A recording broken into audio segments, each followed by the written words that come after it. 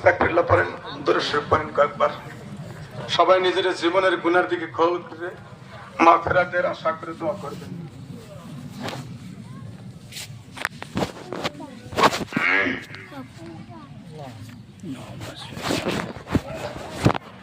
اللهم آمين. اللهم صل على سيدنا مولانا محمد وعلى آل سيدنا ومولانا محمد. ربنا ظلمنا أنفسنا وإن لم تغفر لنا وترحمنا لنكونن من الخاسرين. اللهم تقبل صلاتنا، اللهم تقبل سحورنا، اللهم تقبل صومنا، اللهم تقبل فطورنا وسحورنا يا أرحم الراحمين.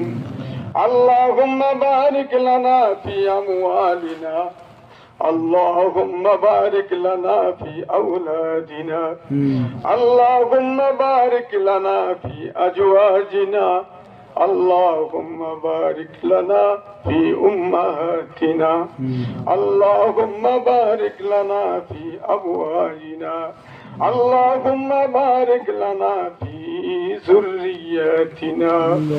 ربنا فاغفر لنا وارحمنا فإنك خير الغافرين.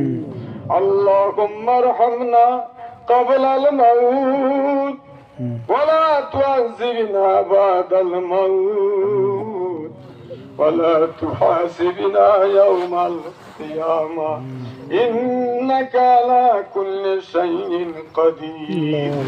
يا حي يا قيوم برحمتك نستغيث يا الله رب العالمين يا أرحم الراحمين.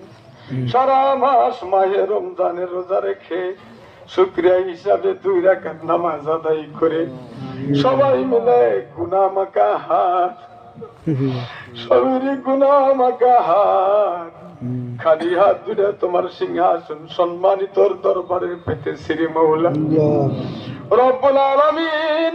জানি যত গুনাহ করেছি রে মাওলা, এই গুনাহগুলো রেগে তোমার দরবারে হাত পেতে লজ্জা করে রে মাওলা।